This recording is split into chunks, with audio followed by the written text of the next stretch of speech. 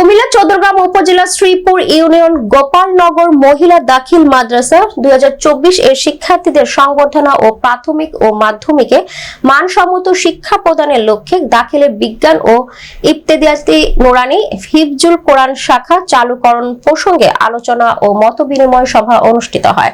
সোমবার সকালে অত্র মাদ্রাসার অডিটোরিয়াম হল রুমে আয়োজিত অনুষ্ঠানে প্রধান অতিথি হিসেবে উপস্থিত ছিলেন কুমিল্লা গোমতী হসপিটাল ব্যবস্থাপনা পরিচালক doctor Mujibur Rahman, Comilla medical centre পরিচালক ডক্টর আব্দুস সাত্তারের সভাপতিত্বে ও সহ সুপার মাওলানা শাহ আলমের সঞ্চালনায় শুভেচ্ছা বক্তব্য রাখেন অত্র মাদ্রাসার প্রতিষ্ঠাতা মাস্টার জাহাঙ্গীর হোসেন।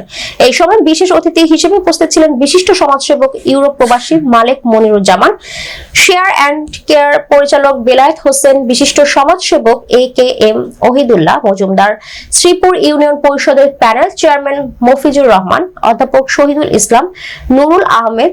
আয়োজিত অনুষ্ঠানে মোনাজাত পরিচালনা করেন অত্র মাদ্রাসার সুপার মাওলানা মাহবুবুল হক।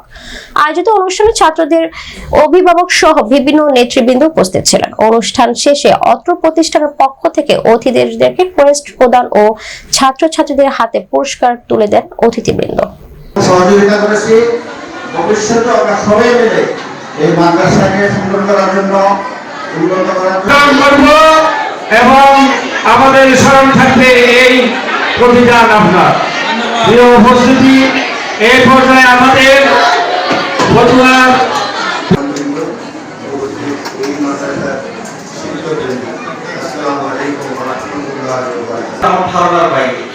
আলহামদুলিল্লাহ এখানে কিছু সংখ্যক উপস্থিতি আছে, বেশিরভাগ উপস্থিতি হচ্ছে বাইরে আছে। এবারে এই জন্য করে আসছি। আসলে আজকে যারা এখানে থেকে শুভেচ্ছা এবং অভিনন্দন জানাচ্ছি। ধন্যবাদ। ক্রেস্ট প্রদান করছেন, ক্রেস্ট